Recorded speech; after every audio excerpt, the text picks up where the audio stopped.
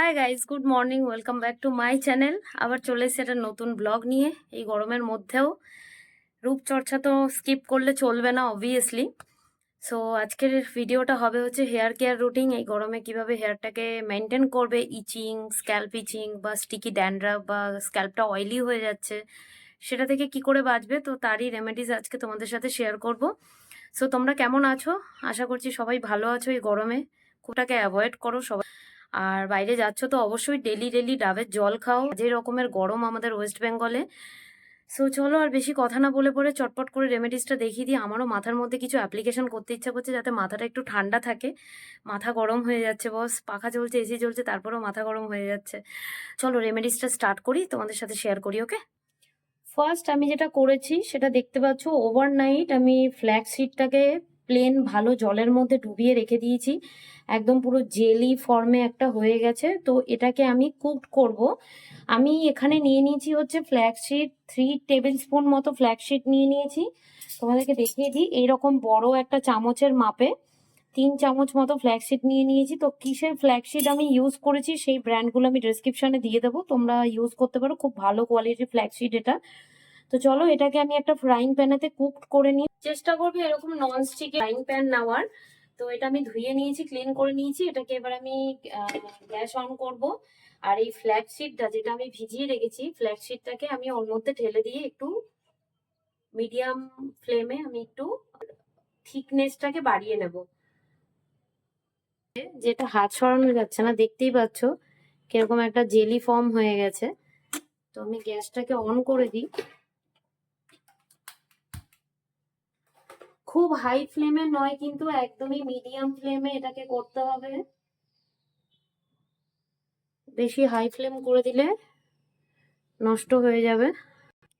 ফ্ল্যাক্সিডটা দেখতে পাচ্ছ 5-7 মিনিট হয়ে গেছে। একদম পুরো ঠিকটাকে আমি রেখে দেবো হচ্ছে ঠান্ডা হওয়ার জন্য। ঠান্ডা হয়ে গেলে তারপরে এটাকে ছেঁকে নেব আমি। তো দেখতেই পাচ্ছ এখন গরম আছে, তো এটা ঠান্ডা হোক, আমি ঠান্ডা হতে ছেড়ে দিই। একটা সাদা কাপড় নিয়ে নিয়েছি, তাতে তোমার কাছে রুমাল বা কোনো কিছু কটনের যদি কিছু থাকে পরিষ্কার, তো সেরকম একটা নিয়ে এবার এটার মধ্যে আমি ফ্ল্যাক্সিডটা যেহেতু ঠান্ডা হয়ে গেছে এটাকে আমি ঢেলে দেব। ঢেলে এটাকে আমি ছেঁকে নেব ঠিক এইভাবে ধরে, যাতে বাইরে থেকে পড়ে না যায়। প্রেস করে করে আমাকে এটা বের করে নিতে হবে।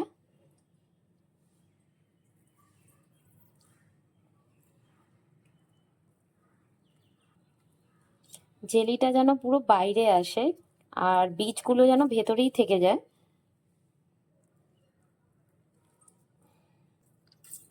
দেখতেই পাচ্ছ সব আস্তে আস্তে বাইরে আসছে। তো এরকম করে আমি পুরোটা বের করে নেব। জেলিটা বের করে নিয়েছি, একটু কষ্ট করতে হয়। এই দেখতেই পাচ্ছ দানাগুলো থেকে গেছে। আর এই যে বাটির মধ্যে এতটা জেল বেরিয়েছে, পুরো একটা থকথকে জেল। তো এটার মধ্যে আরো কিছু অ্যাড করব। তো এটা তো রেডি হয়ে গেছে, দেখতেই পাচ্ছ অনেক কষ্ট করতে হয়েছে, তবে কি ভালো রেজাল্ট পাওয়া যায়। তো এর মধ্যে আমি অ্যাড করে নেব হচ্ছে অ্যালোভেরা জেল।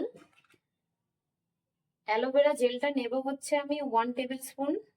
জেলটা নিয়ে নিচ্ছি। সবে ওরকমই দেখতে, তাই বোঝা যাচ্ছে না। আর এর মধ্যে অ্যাড করব হচ্ছে তোমার তোমার বাড়িতে যদি ফ্রেশ অ্যালোভেরা থাকে সেটাও তুমি ইউজ করতে পারো, বা কোনো মার্কেটে যদি কোনো প্রোডাক্ট, আমি যেমন এখন আমার কাছে মামা আর্থের এই অ্যালোভেরা জেলটা আছে, তো আমি এটাই ইউজ করছি। তোমাদের কাছে যেই অ্যালোভেরাই থাকুক না কেন সেটাই ইউজ করবে। আর এর মধ্যে আমি অ্যাড করব হচ্ছে কোকোনাট অয়েল, বা তোমার কাছে যেই অয়েলই থাকুক, বা এসেনশিয়াল অয়েল, যেমন ধরো ল্যাভেন্ডার হোক, রোজমেরি হোক, টি ট্রি হোক। আমার যেমন টি ট্রি, আমি মানে টি ট্রি অয়েলটা আমি ডাইরেক্ট ইউজ করতে পারি না, আমার একটু অ্যালার্জি ইস্যু আছে। তো আমার শ্যুট করে না আমার স্কিন হেয়ার, তো আমি সেখানে ইউজ করব সিম্পলের মধ্যে কোকোনাট অয়েল। কোকোনাট অয়েলটা সবার বাড়িতেই থাকে। তো চেষ্টা করবে কোনো মিক্সড কোকোনাট নয়, এক্সট্রা ভার্জিন যেটা কোকোনাট অয়েলটা রয়েছে সেটা ইউজ করার। ঠিক 1 টেবিল স্পুন মতো আমি এখানে মিক্সড করে নেব হচ্ছে কোকোনাট অয়েল।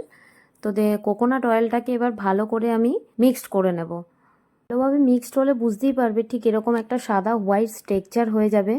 এইবার নেক্সট যেটা করব সেটা হচ্ছে হেয়ারটাকে আগে সবার প্রথমে উডেন কোম দিয়ে পরে ভালো করে ডিট্যাঙ্গেল করে নেবো। হেয়ারে যদি কোনো রকম নোংরা কিছু থেকে থাকে তো সেটাকে ভালোভাবে আগে বের করে নেওয়াটা খুব দরকার। আর চুলে যদি কোনো রকম তোমার জট কিছু থেকে থাকে তো সেটাকেও কিন্তু খুব ভালোভাবে হেয়ারটাকে তোমার ক্লিন করে নেওয়াটা ভীষণ দরকার। কারণ তুমি যদি না করেই আগে হেয়ারে অ্যাপ্লাই সেক্ষেত্রে কিন্তু তোমার হেয়ারের ফল কিন্তু আরও বেড়ে যেতে পারে। তো ফার্স্টে ঠিক এরকমভাবে সেকশন করে নিয়ে পরে আমি হেয়ারটাকে ব্রাশ করে নেব। নেক্সট আমি যেটা করব সেটা হচ্ছে সেকশন ধরে ধরে আমি এবার স্ক্যাল্প ফ্ল্যাক্সিড ইউজ করবে। একটা জিনিস জেনে রাখো, ফ্ল্যাক্সিডে প্রচুর পরিমাণে কিন্তু রিচ ওমেগা-3 ফ্যাটি অ্যাসিড রয়েছে, যেটা কিন্তু তোমার হেয়ারের কিন্তু রুটটাকে ভীষণভাবে স্ট্রং করবে। হেয়ার ফল তো কন্ট্রোল করছে, তার সাথে তোমার হেয়ারে যদি ব্রেকেজ বা ফ্রিজিনেস এসে থাকে সেটাকে কিন্তু ভীষণভাবে কন্ট্রোল করে একটা হেয়ার শাইন করবে, ভীষণভাবে সফটনেস দেবে, ড্রাইনেসটাকে প্রচুরভাবে কন্ট্রোল করে। অ্যান্ড তার সাথে তোমার রিডিউস ড্যান্ড্রফ যদি থেকে থাকে বা ইচিং স্ক্যাল্প হয়ে গিয়ে থাকে সেক্ষেত্রে কিন্তু খুব ভালো কাজ দেবে। এটা তুমি মাসেতে 2বার করে ইউজ করতে পারো, 15 দিনের গ্যাপে ইউজ করলে ভীষণই ভালো এই বেনিফিটসটা কিন্তু পেতে পারো। বা যাদের খুব বেশি ওয়েভি হেয়ার রয়েছে বা কার্লি হেয়ার রয়েছে তাদেরকে অবশ্যই করে বলবো এটা ইউজ করো। একটা ন্যাচারাল কিন্তু তুমি শাইন বা ন্যাচারাল একটা কিন্তু স্ট্রেটনিং হেয়ার কিন্তু তুমি পেতে পারো এই হোম রেমেডিসটা করে। হেয়ারে এটা অ্যাপ্লিকেশন হয়ে গেছে, এবার আমি 30 থেকে 45 মিনিটস মতো ঠিক এইভাবেই ছেড়ে দেবো আমি হেয়ারটাকে। জাস্ট একটা হালকা ক্লাচ দিয়ে পরে আমি হেয়ারটাকে বেঁধে জাস্ট এভাবে ছেড়ে দেবো। 30 থেকে 45 মিনিটস পর আমি মাইল্ড শ্যাম্পু দিয়ে আমি এটাকে হেয়ারটাকে ওয়াশ করে নেব। 40 মিনিটস হয়ে গেছে, এবার আমি হেয়ারটাকে দেখতেই পাচ্ছ হেয়ারটা কতটা শাইন করছে যখন হেয়ারটাকে খুললাম হাত নেই। তো আমি যে শ্যাম্পুটা ইউজ করব সেটা হচ্ছে পিলগ্রিমের কেরাটিন স্মুথ শ্যাম্পু, যেটা আমি ইউজ করি, ভীষণই মাইল্ড শ্যাম্পু। তো এই শ্যাম্পুটাকে আমি স্ক্যাল্প থেকে লেন্থ অবধি ইউজ করব যাতে আরও সফটনেস দেয় আর ভালোভাবে যে প্যাকটা ইউজ করছি সেটা যাতে ওয়াশ হয়ে বেরিয়ে যায়। তো শ্যাম্পুটা করার পর আমি যেটা ইউজ করব সেটা হচ্ছে পিলগ্রিমের এই কেরাটিন স্মুথ কন্ডিশনারটা। আমি এটা ভালো করে অ্যাপ্লাই করে নেবো লেন্থে। কখনো এটা স্ক্যাল্পে ইউজ করবে না কন্ডিশনার, তো লেন্থে ভালো করে রেখে আমি 2-3 মিনিট জাস্ট রাখবো। রাখার পরে প্লেন জলে আমি হেয়ারটাকে ওয়াশ করে নেব। Finally hair wash complete and দেখছো হালকা করে টাওয়াল ডাই করে রেখে দিয়েছি। তো এবার শুধু দেখো হেয়ারটা না কতটা শাইন করছে, মানে আমি যখন হেয়ারটা ওয়াশ করছিলাম হেয়ার থেকে পুরো হাতটা নেমে যাচ্ছিল। আমি জানি না কতটা দেখা যাচ্ছে, আমার হেয়ারটা এত পরিমাণে সফট হয়ে গেছে আর এত চকচক করছে, আমি নিজেই নিজের হেয়ারটার প্রেমে পড়ে গেছি সিরিয়াসলি। মাই গড, হেভি লাগছে পুরো। তোমরা এই রেমেডিসটা অবশ্যই করে বলবো বাড়িতে ট্রাই করো গাইজ, খুব ভালো বেনিফিট পাবে, খুব ভালো। ফ্ল্যাক্সিডের যে জেলটা ওটাকে কিন্তু তুমি স্টোর করেও ফ্রিজে রেখে দিতে পারো, যেহেতু ওটা রেডি করতে অনেকটা টাইম লেগে যায়, বুঝতেই পারছো অনেকটা প্রেসার দিতে হয়, হাত দিয়ে বের করা মানে অনেকটা কষ্টকর ব্যাপার একটা। সবার হাতে সবসময় তো সময় থাকে না, তো ওটাকে কিন্তু রেডি করে রেখে দিতে পারো ফ্রিজের মধ্যে, খুব ভালো। কিন্তু অবশ্যই করে বলবো কাচের শিশি বা কাচের বাটি, যে এয়ার টাইট যেটা রয়েছে যেই ধরনের জিনিস আছে তো সেটার মধ্যে রাখবে। বলছো আমি তো হেয়ারে তোমার হেয়ার ড্রায়ার করি না, তো আমার হেয়ারটা এমনি খুব সফট হয়ে গেছে, আমি নিজে ফিল করতে পারছি। লাস্ট যেটা করব, last but not the least, সেটা হলো হেয়ার সেরাম। সেরাম অবশ্যই ইউজ করা দরকার, এটা হচ্ছে হেয়ারের সান প্রোটেকশন। তো এখানে আমি যেটা ইউজ করব সেরাম হচ্ছে সেটা জিকের, ভীষণ ভালো। আমি অল্প একটু নেব, এটা আমি অনেক দিন ধরে ইউজ করছি, বেশি লাগে না এটা। নিয়ে জাস্ট ওয়েট হেয়ারে আমি এটাকে অ্যাপ্লাই করে নেবো হেয়ারে। হেয়ারটা আরো সিল্কি হয়ে যাবে। আর ভিজে হেয়ারে অবশ্যই করে বলবো কেউ কিন্তু ব্রাশ ইউজ করবে না, যারা জানো না তাদেরকে বলে দিচ্ছি। কারণ এই সময় আমাদের চুলের গোড়াটা ভীষণ আলগা থাকে, তো তো যত তুমি ব্রাশ ইউজ করবে তাতে কিন্তু চুল পড়ে যাওয়ার সম্ভাবনাটা বেশি থাকে, হেয়ার ফল বেড়ে যাবে। তো একদম তোমাদেরকে আমি অলওয়েজ যেগুলো ন্যাচারাল ওয়েতে থাকে সেগুলোই আমি তোমাদের সাথে শেয়ার করি, যাতে তোমরাও বাড়িতে ইউজ করে বেনিফিট পেতে পারো। কি কি প্রোডাক্ট ইউজ করেছি, ফ্ল্যাক্সিডটা কোন ব্র্যান্ডের ছিল, ট্রু এলিমেন্টসের ছিল, খুব ভালো ফ্ল্যাক্সিডের। ওনাদের যা কিছু সিডস আমি কিনি খাবার জন্য বা ইউজের জন্য খুব ভালো হয়। আমি সমস্ত প্রোডাক্টের লিঙ্ক কিন্তু ডেসক্রিপশনে দিয়ে দেবো, তোমরা চেক করে নিতে পারো।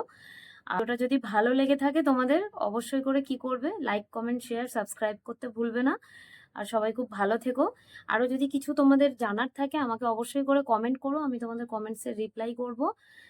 তোমরা সবাই খুব ভালো থেকো। ওকে, বাই, আই লাভ ইউ।